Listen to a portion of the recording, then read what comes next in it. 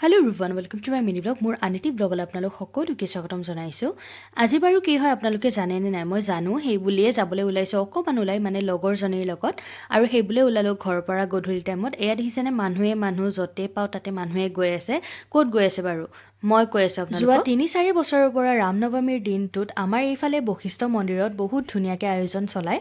আৰু ইয়াতে ৰামনৱমী বুলি খুবেই ধুনীয়াকৈ বহুত কেইগছি চাকি জ্বলায়। আৰু আপোনালোকে এয়া দেখিবই পাৰিছে পৰিৱেশটো কেনেকুৱা হৈছে। ভিডিঅ'টো আচলতে সেইদিনাখনেই দিম বুলি ভাবিছিলোঁ, আৰু ভইচ অভাৰ আধা দিয়াকৈ মই আজি আধা দিবলৈ ওলাইছোঁ, বেয়া নাপাব আপোনালোকে। মই আৰু মোৰ লগৰজনী গৈছিলোঁ তাতেই চাকি জ্বলাবলৈ, আৰু তাতে আমি অকণমান চাকি জ্বলালোঁ। আৰু সকলোৰে পৰিৱেশটো দেখি পেলাই খুব বেছি ভাল লাগিব। আপোনালোকে ভিডিঅ'টো দেখিছেই চাগে। এটা ভিডিঅ' আগতে আপলোড কৰিছোঁৱে, আৰু আজি এইটো দিবলৈ ওলাইছোঁ।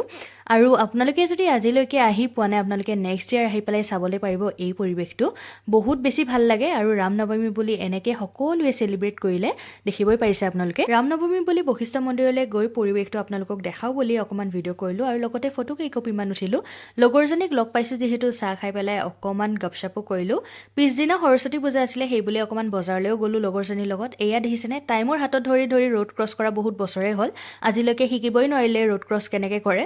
চ' ভিডিঅ' অকণমান কৰি থ'লোঁ মেমৰিজ হিচাপত। অকণমান বজাৰ কৰাৰ পিছত ঘৰলৈ উভতিলোঁ, আৰু বাকী ভিডিঅ' আগলৈ আনি আছোঁ। আজিলৈ ইমানেই, সকলোকে বাই।